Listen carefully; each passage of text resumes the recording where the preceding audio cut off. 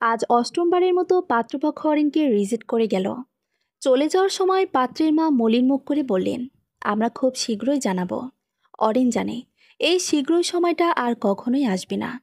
অরিনের মা হালিমা হাল ছেড়ে দিয়ে বললেন, আর সম্ভব না, মেয়েকে ঘরের খুঁটি বানিয়ে রাখতে হবে। অরিনের কান্না পেয়ে গেল অজান্তে। মা এভাবে কেন বললেন? অরিনের বয়সটাই বা কি, মাত্র 20-এ পা রেখেছে। এই বয়সে তো বিয়ের জন্য শেষ সীমা নয়। আর যে পাত্র কেবল গায়ের রং দেখে পাত্রের রিজেক্ট করে চলে যায়, তাদের অরিন মানুষ বলেই মনে করে না। প্রত্যেকবার পাত্রপক্ষ চলে যাওয়ার পর বাড়িতে শোক দিবস শুরু হয়। মা হতাশ মুখে বসে থাকেন, যেন কেউ মারা গেছে। আজও তাই হলো। তবে আজকে নতুন যেটা যোগ হয়েছে, মা একটু পরপর মুখে আঁচল চেপে কাঁদছে। এত কিসের কষ্ট তার? অরিন তো মেয়ে হয়েও ছেলের কাজ করে, ভার্সিটির ক্লাস শেষ করে 6টা টিউশন সামলায়, মোট 12,000 টাকা ইনকাম করে। সংসারের সকল দায়িত্ব তার কাঁধে। ছোট বোনদের স্কুলের বেতন দিতে হয়, মাসে মাসে মানুষের ধারে শোধ দিতে হয়। তাদের সংসারে এমন কোনো মাস নেই যেই মাসে ধার নেওয়া হয়নি। মা কোমরের ব্যথার জন্য কাজ করতে পারে না, আলাদা একজন বুয়া রাখতে হয়। অরিন চেষ্টা করে টিউশনি বাড়াতে, কিন্তু সময় পায় না। বেশি বেতনে টিউশনি জোগাড় হয় না।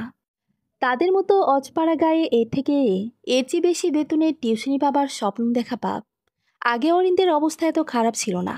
বাবার মৃত্যু আর ভাইয়ার অ্যাক্সিডেন্টের পর জীবনে অন্ধকারের ঢল নামল। মা অনেকদিন কোনো কথা বলতে পারলেন না, বিছানায় পড়ে রইলেন। সুস্থ সবল যুবক ছেলে হারানোর শোক সহজে কাটানো যায় না। অরিন ভার্সিটি যাওয়ার সময় তারিন আর জেরিনকে স্কুলে ড্রপ করে যায়। আজও তাই করল। তারিন জেরিন ক্লাস 2-এ পড়ে, দুজন যমজ। অরিনের গায়ের রং কালো হলেও এই দুই বোন ফর্সা হয়েছে। অরিন এই ভেবে স্বস্তির নিঃশ্বাস ছাড়ে যে ওদের বিয়ে দিতে মায়ের কোনো অসুবিধা হবে না।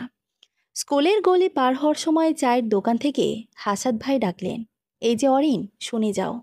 অরিনকে অনিচ্ছায় থামতে হলো। হাসাদ ভাই মানুষটা ভালো, কিন্তু ইদানিং তিনি অরিনের দিকে অন্যরকম নজরেই তাকাচ্ছেন। রাস্তায় দেখা হলে অকারণে দাঁড় করিয়ে কথা বলবেন, লাজুক ভঙ্গিতে হাসবেন। অরিনের ভীষণ অস্বস্তি হয়। এই মানুষটিকে সে পছন্দ করে না, কিন্তু এই কথা মুখের ওপরও বলা যায় না। মা একবার অনেক অসুস্থ হয়ে পড়ায় অরিন হাসাদের থেকে 26,000 টাকা ধার করেছিল। মাকে হসপিটালে ভর্তি করানো জরুরি ছিল। সেই টাকার শোধ দিতে পারলেই হাসাদ ভাইয়ের সাথে কথা বলা বন্ধ করা সম্ভব। কিন্তু এত টাকার শোধ অরিন কোথা থেকে দিবে? তাই যতদিন টাকার ব্যবস্থা না হচ্ছে, হাসাদ ভাইয়ের সঙ্গে খারাপ ব্যবহার করা যাচ্ছে না। অরিন হাসি মুখে ঘুরে তাকালো। কি ব্যাপার হাসাদ ভাই, যাচ্ছ কোথায়? এই তো ভার্সিটি যাচ্ছি। ও আচ্ছা, চলো, আমি রিক্সা ডেকে দিই। রিক্সা লাগবে না, আমি হেঁটেই যাব। এত দূর হেঁটে যাবে? বলো কি, পা ব্যথা করবে তো?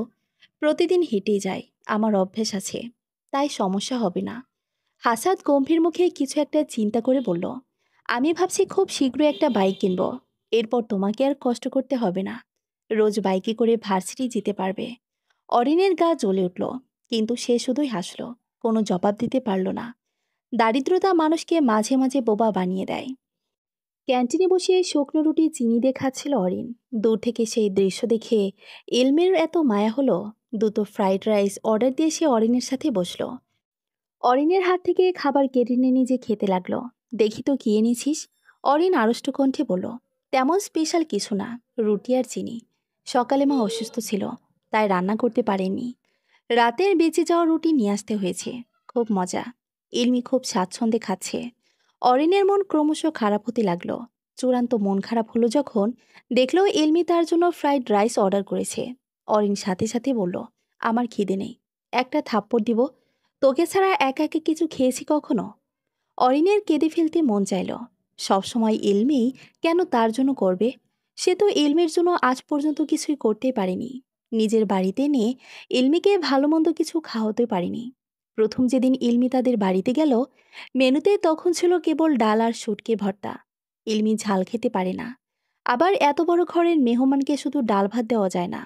অরিন কোনো মতে একটা ডিমের ব্যবস্থা করল। মাসের শেষ তখন, হাতে কানাকড়িও নেই। রাসেল ভাইয়ের দোকান থেকে ডিম একটা বাকি আনা হলো।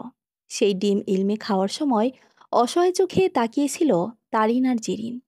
কতদিন তারা ডিম খায় না? তারিন রোজই ডিম খাওয়ার বায়না করে। এলমি নিজে ডিমটুকু 3 ভাগ করে জেরিন আর তারিনকে নিয়ে খেল। অরিনের এই দিক দিয়ে নিজেকে সৌভাগ্যবতী মনে হয়।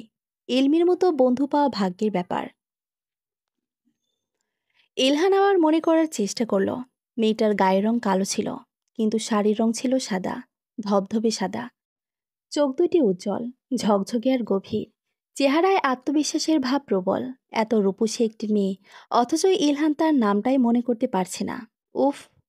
ইলমি ভার্সিটি থেকে ফেরার সাথে সাথেই ইলহান বোনের ঘরে হানা দিল। শোন, সেদিন নাইট পার্টিতে তোর যে বান্ধবী এসেছিল তার নাম কি? ইলমি হতাশ গলায় বলল, ভাইয়া, নাইট পার্টিতে আমার মোট ৮ জন বান্ধবী এসেছিল। তুমি কার নাম জানতে চাইছো? ওই যে অনেক সুন্দরী, সাদা শাড়ি পরেছিল। সুন্দরী আবার সাদা শাড়ি। ইলমি ভাবল কিছুক্ষণ, পরে মনে পড়তেই বলে উঠল, বুঝেছি, মেঘার কথা বলছো নাকি? আমি কিভাবে জানবো? আমি তো তার নাম জানি না। আমাদের ফ্রেন্ডস গ্রুপে তো মেঘাই সবচেয়ে সুন্দরী। আর সেদিন তো সাদা শাড়িও পরে এসেছিল। তাহলে হয়তো মেঘাই। তুমি ওকে কেন খুঁজছো ভাইয়া? সে রাতে আমার একটা উপকার করেছিল, কিন্তু আমি ওকে ধন্যবাদ জানাতে পারিনি। তুই কি ওকে একদিন বাসায় আসতে বলবি? এলমে মুখ টিপে হাসল, মাথা কাত করে বলল, আচ্ছা বলবো, ঠিক আছে, বলিস কিন্তু মনে করে। মেঘা, মেঘা, মেঘা। নামটা আওড়াতে আওড়াতে ঘর থেকে বের হয়ে গেল ইলহান। এলমির কেবল হাসি পাচ্ছে। অবশেষে তার নাক উঁচু রাজপুত্রের মতো দেখতে ভাইটা কোনো মেয়েকে পছন্দ করেছে। অরেন বাড়ি ফিরে তাজ্জব বনে গেল। হাসাদ ভাই এসেছে। তারিন আর জেরিনের জন্য chips, juice, cake, biscuit, ice cream এনে টেবিল ভরে ফেলেছেন। দুজন বিছানায় বসে পা দুলিয়ে আরামে খাচ্ছে। মায়ের চেহারা অত্যন্ত হাসি হাসি। অরিন রুমে প্রবেশ করতেই হালিমা আলমারি থেকে শাড়ি বের করে দিয়ে বললেন, আজ আর টিউশনিতে যাওয়ার দরকার নেই। হাসাদ তোর জন্য এসেছে। তোকে নিয়ে কোথায় ঘুরতে যাবে? এতক্ষণ ধরে বসে আছে ছেলেটা, তুই ফোন ধরছিলি না কেন? আমি বাসে ছিলাম মা। আর আমি টিউশনিতে যাব না কেন? বাচ্চাগুলোর পরীক্ষা, আমাকে যেতেই হবে। এই সময় মিস দিলে গার্ডিয়ান রেগে যায়। এইসব ফকিন্নিদের টিউশনি ছাড়তো আর করতে হবে না। হাসাদের সাথে তোর বিয়েটা হয়ে গেলেই আমাদের সব সমস্যার সমাধান হয়ে যাবে। তখন আমরা সবাই খুব ভালো থাকব। তোরও পাড়ায় পাড়ায় গিয়ে টিউশনি করে বেড়াতে হবে না। তুমি এসব কি বলছো মা? আমি কেন ওনাকে বিয়ে করব? উনি একটা অশিক্ষিত গুন্ডা। হালিমা কটমট করে বললেন, তোর জন্য কি এখন ডিগ্রিধারী রাজপুত্র আসবে? হাসাদ অশিক্ষিত হলেও অবস্থা সম্পন্ন। এমন ছেলে পাওয়া আর আকাশের চাঁদ হাতে পাওয়া একই কথা। তাও নিজে থেকে তোকে পছন্দ করেছে। ঢং করবি না অরিন। হাসাদের সাথে তোর যদি বিয়ে না হয়, তাহলে আমার বিষ খাওয়া ছাড়া আর কোনো উপায় থাকবে না। হালিমা শাড়িটা বিছানায় ছড়িয়ে দিয়ে চলে গেলেন। অরিন সাথে সাথে মুখ চেপে ধরল। তার দুই চোখ দিয়ে গড়গড় করে জল পড়ছে। একসময় ভাবল, হাসাদ ভাইয়ের সাথে বিয়েটা হলে মন্দ কি? হয়তো অরিন কোনোদিন সুখী হতে পারবে না, কিন্তু মাথা থেকে ধারের বোঝা নামবে। অরিনের বন্ধুটো একটা নিশ্চিত জীবন পাবে। মা অনেকদিন পর স্বস্তির নিঃশ্বাস ফেলবেন। অরিন শাড়ি পরে তৈরি হয়ে নিল। আছে হাসাদ ভাইয়ের থেকে আরও ৫,০০০ টাকা ধার চাইবে। ঘর ভাড়া বাকি পড়ে আছে। সামনের মাসে টাকা দিতে না পারলে বাড়ি ছাড়া হতে হবে। টাকার জন্য হলেও হাসাদ ভাইয়ের সাথে ঘুরতে যাওয়াটা দরকার। দারিদ্রতা মানুষকে মাঝে মাঝে আত্মসম্মানহীন বানায়। মেঘা খুশিতে ঝুমঝুম করছে। একবার একে জড়িয়ে ধরছে তো আরেকবার ওকে। অরিন অবাক হয়ে ইলমিকে জিজ্ঞেস করলো, এর আবার কি হলো?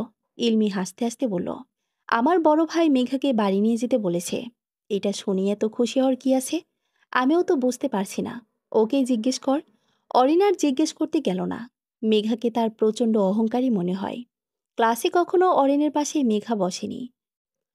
প্রথম দিন যখন ইলমি অরিনের সাথে মেঘার পরিচয় করিয়ে দিল, তখন মেঘা এমনভাবে নাক কুঁচকিয়েছে যেন অরিন নোংরা জাতীয় কিছু।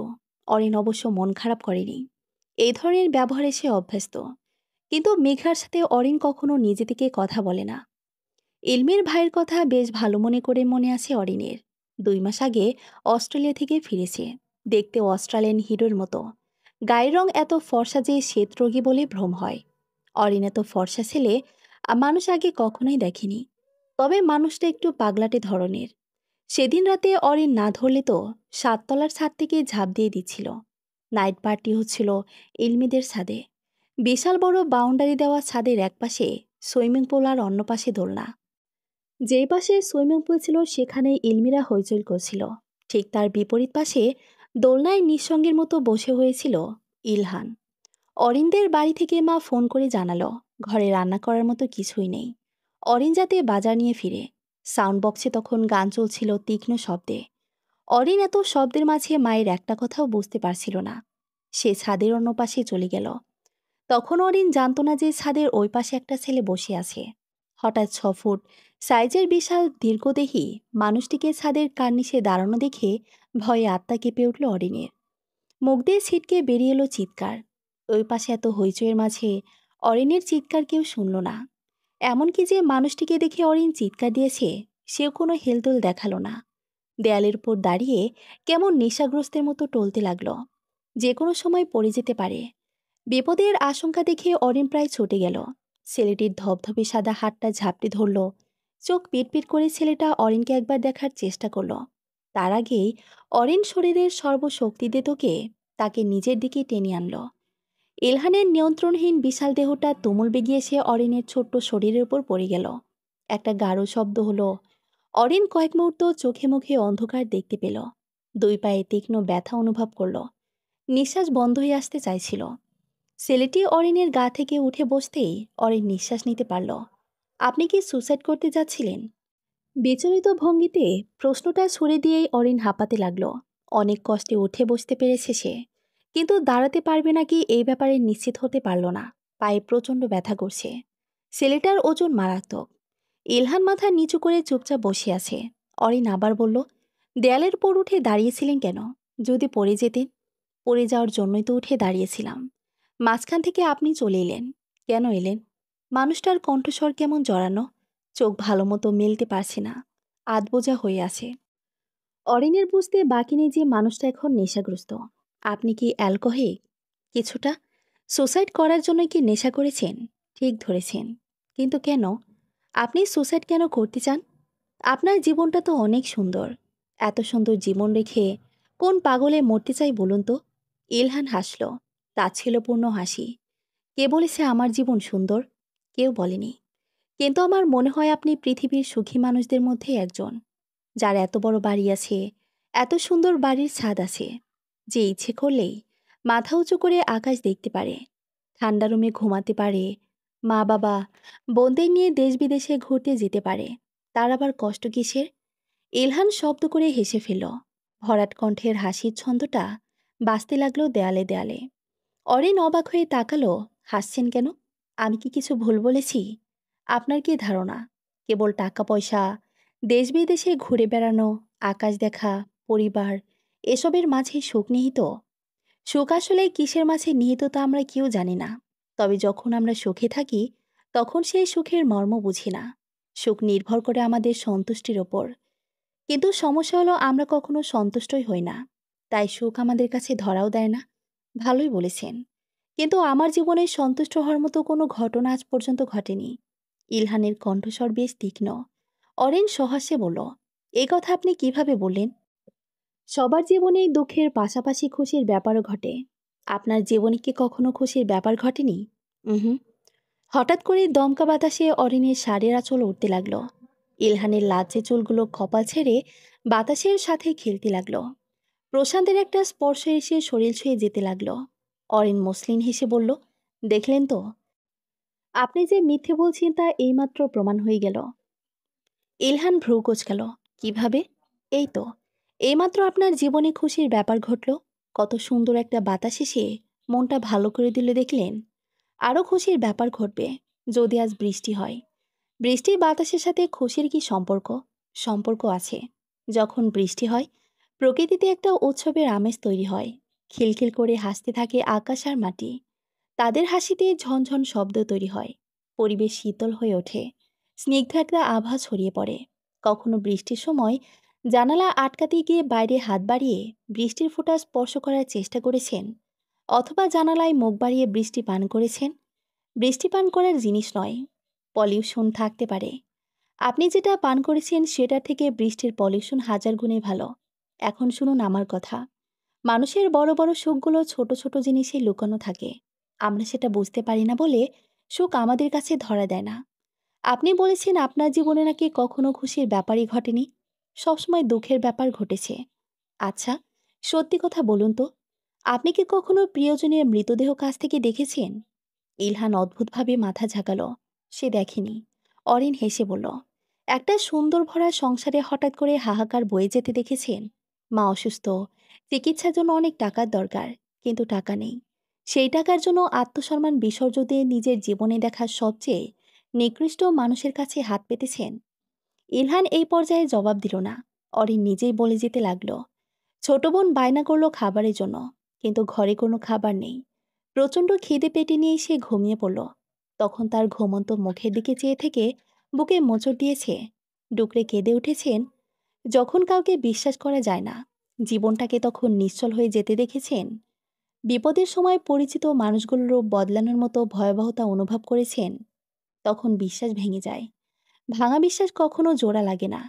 একটা জীবনে এত কষ্ট দেখার পরেও আমি যদি ছোটখাটো বিষয়ে সুখ খুঁজে নিতে পারি, তাহলে আপনি কেন পারবেন না?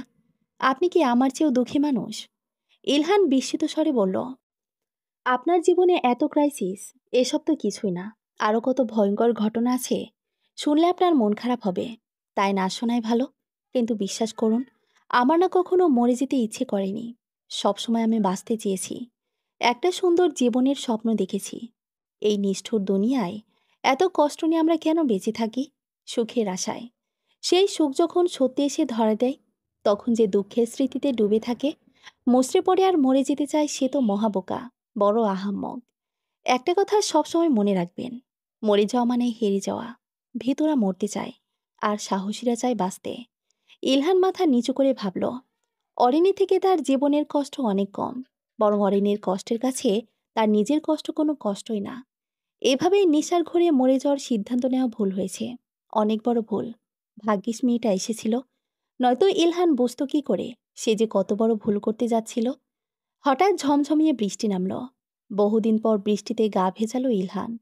দুই হাত প্রসারিত করে মেলে দিল। চোখ বন্ধ করে বৃষ্টির শীতলতা অনুভব করল। আসলেই তো ভীষণ সুখ। মনে হচ্ছে যেন বৃষ্টি নয়, আকাশ থেকে সুখ বর্ষণ হচ্ছে। অরেন লাফঝাপ শুরু করলো। তার চঞ্চলতা দেখে ইলহানের মন ভরে উঠল। সামান্য বৃষ্টি মানুষের মধ্যে এত আনন্দ এনে দিতে পারে। চঞ্চলা, স্নিগ্ধা, উজ্জ্বল হাসির মেয়েটিকে ইলহান বিভোর হয়ে দেখছিল। ছাদে তখন কেবল তারাই দুজন।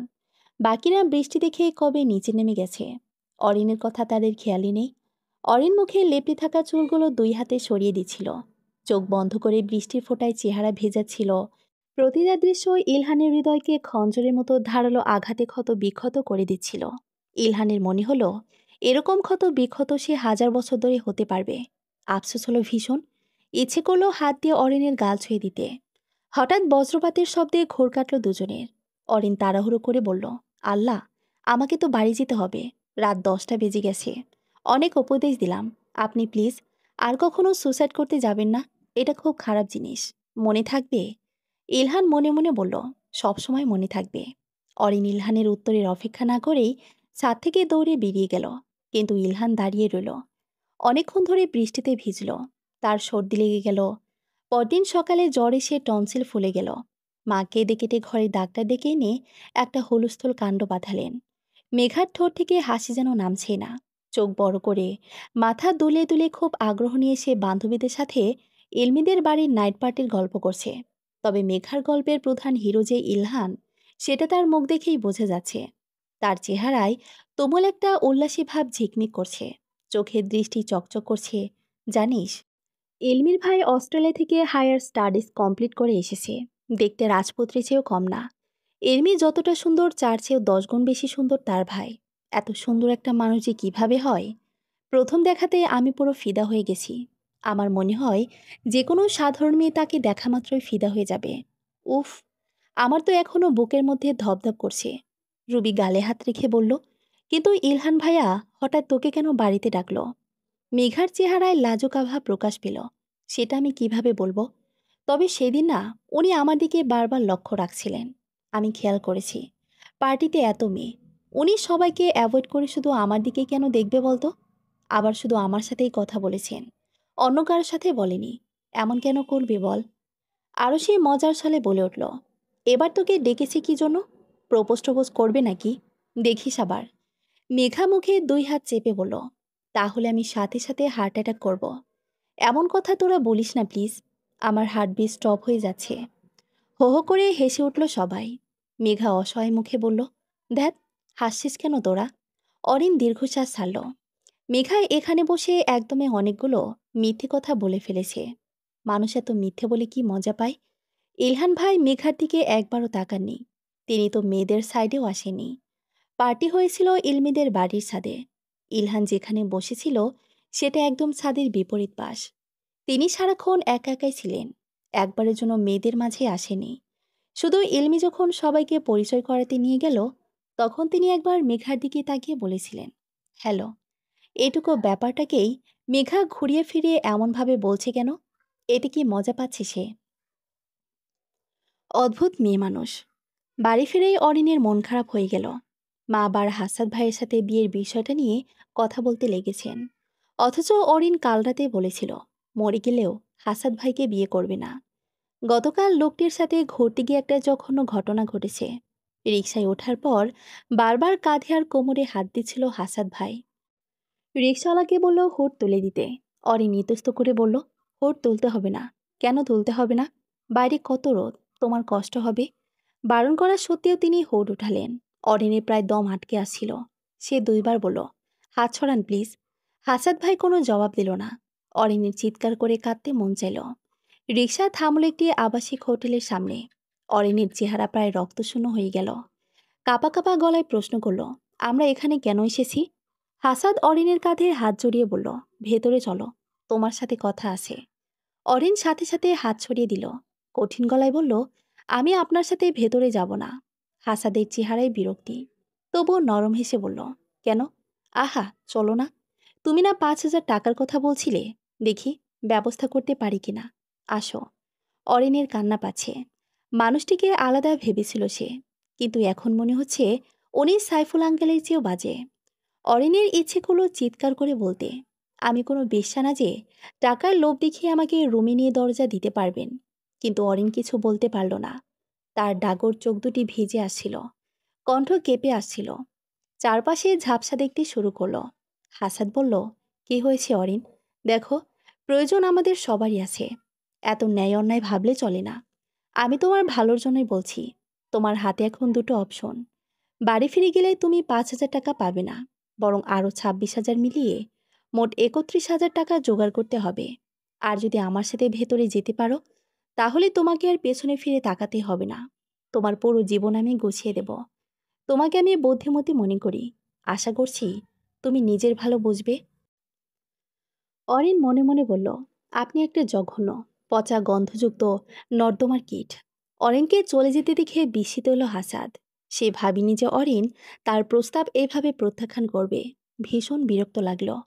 পান্তা খেতে নুন পায় না, আর তার আবার এত ভাব কিসের? হাসাদ অরিনের পাশে হাঁটতে হাঁটতে বলল, বোকামি করো না অরিন। মানুষের জীবনে এই সুযোগ একবারই আসে। অরিনের খুব ইচ্ছে করলো হাসাদ ভাইয়ের গালে একটা শক্ত চড় মারতে, কিন্তু পারল না। এই চরটা পরবর্তী সময়ের জন্য তোলাই থাকুক। 26,000 টাকা তার মুখের ওপর ছুঁড়ে মারার পর না হয় অরিন চরের সঙ্গে একদলা থুথু উপহার দিবে। এই যে মামা, এদিকে আসুন। রিকশালা ডেকে অরিন উঠে পড়ল। হাসাদ রিকশা ধরিয়ে দাঁড়িয়ে রইল। দৃঢ় গলায় বলল, অরিন, আরেকবার ভেবে দেখো। অরিন গরম কণ্ঠে বলল, রিকশা ছাড়ুন, নয়তো আমি চিৎকার করব। অরিনের রক্তিম চেহারা দেখে হাসাদের ভয় হলো। রিকশা ছেড়ে দিল সে। অরিন কাঁদতে কাঁদতে ছোটবেলার কথা মনে পড়ল। এমন একটি ভয়ঙ্কর সময় তার জীবনে আরও একবার এসেছিল। সাইফুল আঙ্কেল প্রায় তাদের বাড়িতে আসতেন। অরিনদের প্রতিবেশী ছিলেন তিনি। আদর করার বাহানায় বাজেভাবে অরিনকে স্পর্শ করতেন। অরিন মায়ের কাছে অভিযোগ করেছিল, অথচ তার মা কথার বিশ্বাসই করল না। বলাই বাহুল্য, যে তখন সাইফুল আঙ্কেলের সাথে অরিনদের খুব ভালো সম্পর্ক ছিল, তিনি বিভিন্ন সময় অরিনদের উপকারে এসেছেন। আর কিছুদিন আগে যখন মা অসুস্থ হলো, আত্মীয় স্বজনদের মধ্যে কেউ এগিয়ে এলো না। সাইফুল আঙ্কেল মাকে হসপিটালে ভর্তি করিয়েছেন, হসপিটালের বিল দিয়েছেন, তার বাড়ি নিয়ে গিয়ে অরিনদের খাওয়া দাওয়ার ব্যবস্থা করেছেন। যে লোকটিকে ছোটবেলা থেকে অরিন ঘৃণা করে এসেছে নিরুপায় হয়ে, তারই সাহায্য হাত পেতে গ্রহণ করতে হয়েছে। এর চেয়ে বাজে অনুভূতি কারো জীবনে আর কি হতে পারে? অরিন বাড়ি ফিরে এলো। হালিমা অরিনকে দেখে ভ্রুকুচকে বললেন, কি রে, এত তাড়াতাড়ি চলে এলি যে? অরিন জবাব না দিয়ে নিজের রুমে ঢুকে গেল। হালিমাও পেছন পেছন এলেন। আগ্রহপূর্ণ কণ্ঠে বললেন, বিয়ের ব্যাপারে কোনো কথা হলো? কি বলল হাসাদ? অরিন রাগী স্বরে বলল, মা, তুমি আর কখনোই আমাকে হাসাদ ভাইয়ের ব্যাপারে জিজ্ঞেস করবে না। আমি মরে গেলেও তাকে বিয়ে করব না। অরেন দরজা আটকে কাঁদতে বসল। হালিমা সেই কান্নার আওয়াজ শুনলেন না। রাগে গজগজ শুরু করলেন, যেন অরেন ভীষণ অপরাধ করে ফেলেছে। অরেন আলমারি খুলে দুটো ভারী স্বর্ণের দোল বের করলো। জীবনে কত ঝড় ঝঞ্ঝা গেছে, কিন্তু কখনোই এগুলোয় হাত দেওয়ার সাহস হয়নি। বাবা এই দোলগুলো বানিয়ে রেখেছিলেন অরিনের বিয়ের জন্য। আজ অরিন সিদ্ধান্ত নিয়েছে এগুলো বিক্রি করে দেবে। হাসাদ ভাইয়ের 26,000 টাকা শোধ না দেওয়া পর্যন্ত তার গায়ের রক্ত ঠান্ডা হবে না। ইলহান আয়নায় দাঁড়িয়ে চুলটা আবার গোছিয়ে নিল। তাকে দেখতে ভালো লাগছে তো, নাকি একটু শেভ করবে? ইলমিকে জিজ্ঞেস করলে হয়। ইলমির রুমের দরজায় টোকা দিতেই সে বলল, কে? ভাইয়া নাকি? বুঝলে কিভাবে? ইলমি হাসল। আজকে ভাইয়া কম হলেও 10 বার তার রুমে এসেছে, শুধু মেঘা কখন আসবে এটা জিজ্ঞেস করার জন্য। এত এত আগ্রহের পেছনের রহস্য বুঝতে ইলমির অসুবিধা হচ্ছে না, তার বেশ ভালোই লাগছে। অবশেষে ভাইয়ার কোনো একটা মেয়েকে তো পছন্দ হলো। কিন্তু মাঝে মাঝে ইলমির মনে হয়, ভাইয়ার পছন্দ করা মেয়েটি মেঘা না হলে ভালো হতো। মেঘাকে ইলমির তেমন একটা পছন্দ নয়, কিন্তু কি আর করার, ভাইয়া যেহেতু পছন্দ করেছে তাই ইলমিকেও মেনে নিতে হবে। ইলহান আয়নার দিকে চেয়ে বিভ্রান্তির স্বরে বলল, আচ্ছা ইলমি, আমার কি দাড়িটা শেভ করা উচিত?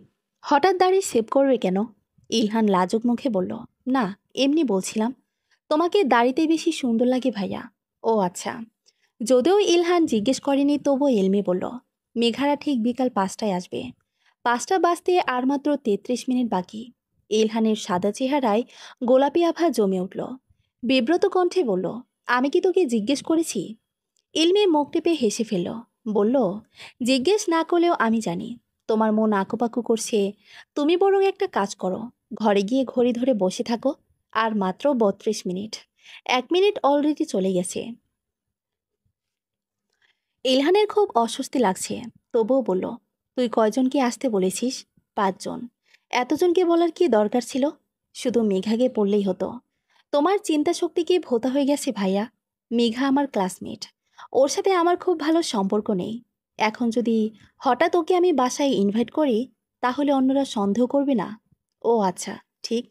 ইলমি হাসি হাসি চেহারায় ভাইয়ের দিকে তাকিয়ে আছে। ইলহান বিরক্ত হয়ে উঠে চলে এলো। না জানি মনে মনে কী ভাবছে মেয়েটা। ইলহান তো শুধু মেঘাকে ধন্যবাদ দিতে চায়, তবে এটা ঠিক যে ধন্যবাদ দেওয়া থেকেও ইলহানের মন ব্যাকুল হয়ে আছে তার স্নিগ্ধ মুখটা দেখার জন্য। মেঘারা এলো ঠিক সন্ধ্যা 6:30টায়, পুরো 1.5 ঘন্টা দেরি। এত দেরি হওয়ার কারণ মেঘার সাজগোজ। মেয়েটা ভয়ঙ্কর সাজ দিয়েছে। সামান্য একটা কারণে এমন বিয়েবাড়ি মার্কা সাজ না দিলেও চলতো। ইলমি অবশ্য মেঘাকে কিছু বলল না, কিন্তু তার চূড়ান্ত বিরক্ত লাগছে। এমন একটা মেয়েকে তার ভাই যে কেন পছন্দ করলো, ধুর। ইলমি সবাইকে নিয়ে ইলহানের রুমে এলো, কিন্তু দেখা গেল ইলহান অপেক্ষা করতে করতে ঘুমিয়ে পড়েছে। সবাইকে বাহিরে দাঁড়াতে বলে ভেতরে এসে ভাইকে ডাকতে লাগলো ইলমি। ইলহান তখন স্বপ্নে মগ্ন। ভারী অদ্ভুত একটা স্বপ্ন দেখছিল সে। স্বপ্নে অরিন ছিল, তার চেহারা কাদো কাদো। ইলহান উতলা কণ্ঠে বলল, প্লিজ আপনি কাঁদবেন না, আমার একটুও ভালো লাগছে না। আপনার কি সমস্যা আমাকে বলুন, আমি সব ঠিক করে দেব। অরিন শুধু কেঁদেই যাচ্ছে, কোনো জবাব দিচ্ছে না। ইলহান বুকের ভেতর অসহ্য শূন্যতা অনুভব করল। তখনই ইলমির ডাক কানে এলো, ভাইয়া ওঠো, মেঘারা চলে এসেছে। ইলহান হড়বড় করে উঠে বসল। সত্যি এসেছে? কোথায়? ইলমি মেঘাদের ভেতরে ডেকে আনলো। ইলহান সবার দিকে তাকালো, কিন্তু কাঙ্ক্ষিত চেহারাটি খুঁজে না পেয়ে হতাশ হলো। ইলমি মেঘার হাত ধরে বলল, এই যে, এটা মেঘা। মেঘার হাত পা কাঁপছে। তার সামনে বসা ছেলেটি অতিমাত্রায় সুদর্শন। মেঘা চোখ তুলে তাকাতেও পারছে না, কণ্ঠ জড়িয়ে আসছে লজ্জায়। এমন অবস্থাতেই বলল, হাই। ইলহান তাকে কিছু বলল না। ইলমির দিকে চেয়ে প্রশ্ন করল, এটাই কি মেঘা?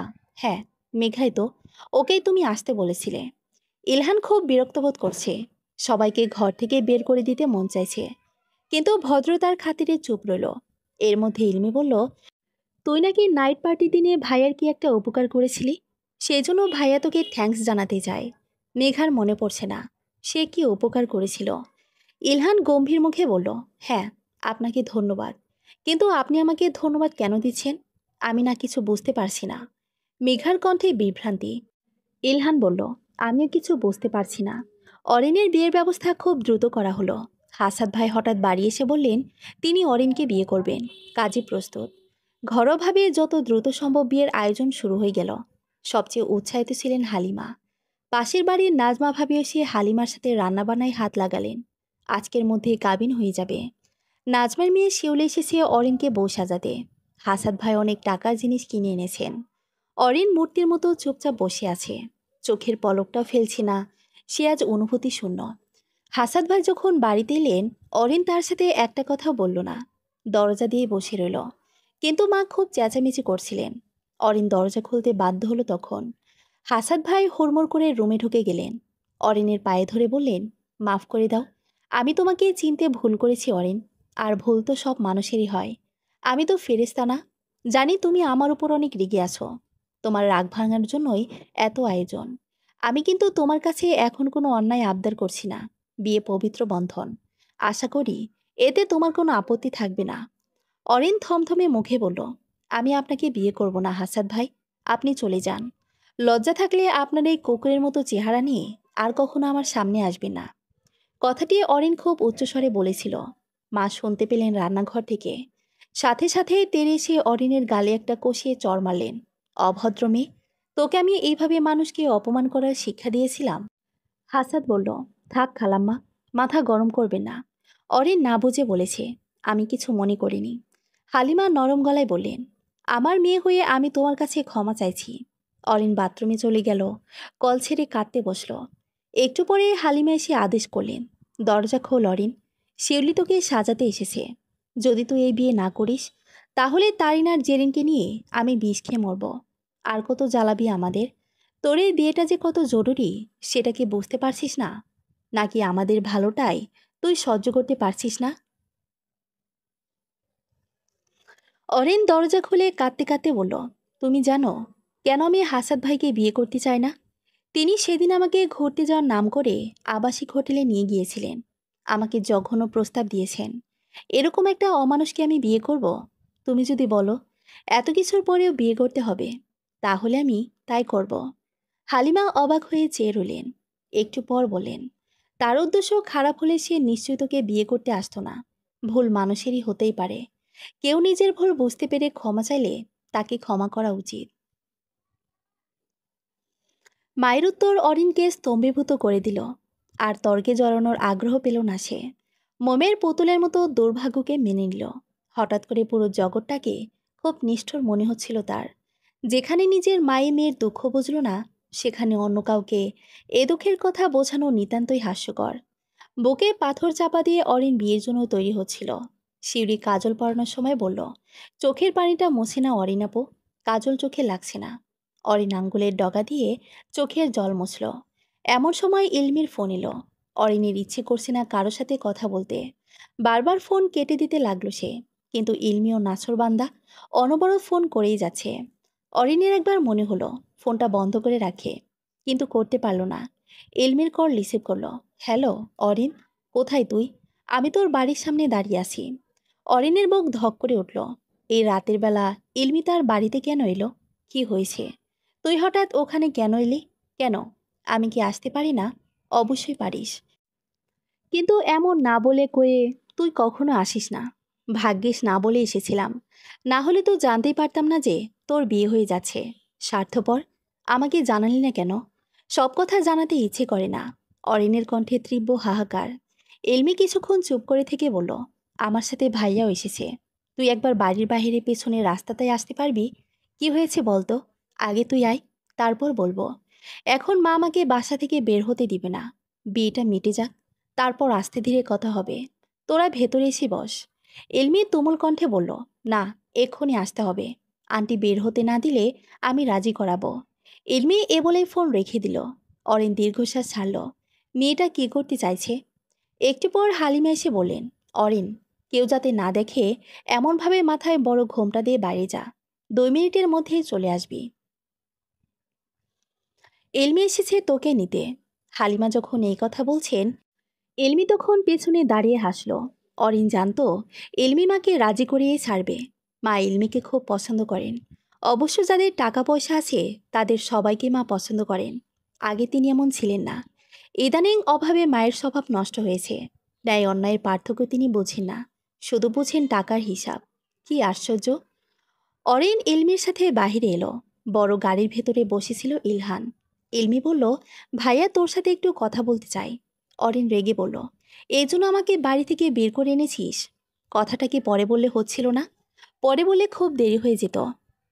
অরিন আগামাথা কিছু বুঝতে পারছে না। ইলমি ঠেলে অরিনকে গাড়ির ভেতরে ঢুকিয়ে দিল, দরজা লক করে দিল।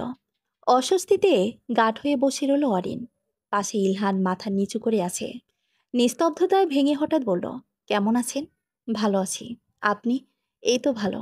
আজ বুঝি আপনার বিয়ে? প্রশ্নটা করার সময় ইলহানের কণ্ঠ কাঁপল। অরিন কি সেই কম্পন অনুভব করেছে? অরিন উত্তরে স্মিত হেসে বলল, জি। সেই হাসিতে বিষাদ মাখা। সেদিনের মতো প্রাণবন্ত স্নিগ্ধ হাসি কেন হাসছে না অরিন? ইলহান ইতস্ত করে বলল, সেদিনের জন্য আপনাকে ধন্যবাদ দিতে চেয়েছিলাম। এর কোনো প্রয়োজন নেই। আমি যেটা করেছি তা আমার সাধারণ দায়িত্ববোধ। এরপর শুধুই নিস্তব্ধতা। কেউ কোনো শব্দ খুঁজে পাচ্ছে না। অরিন বিব্রত গলায় বলল, আপনি কি আর কিছু বলবেন? ইলহানের বুক ভর্তি দ্বিধা। অনুভূতির জোয়ারে ভাসছে মন, কিন্তু বলার সাহস নেই। তবুও হঠাৎ বলল, আমি কি একবার আপনার হাতটা ধরতে পারি? অরিন ভ্রু কুঁচকাল। কিছুটা অবাক হলেও সব প্রতি ভেসে বলল, ঠিক আছে, ধরুন। ইলহান অরিনের হাত ধরল। তার চেহারায় তৃপ্তির হাসি ঝলমল করছে।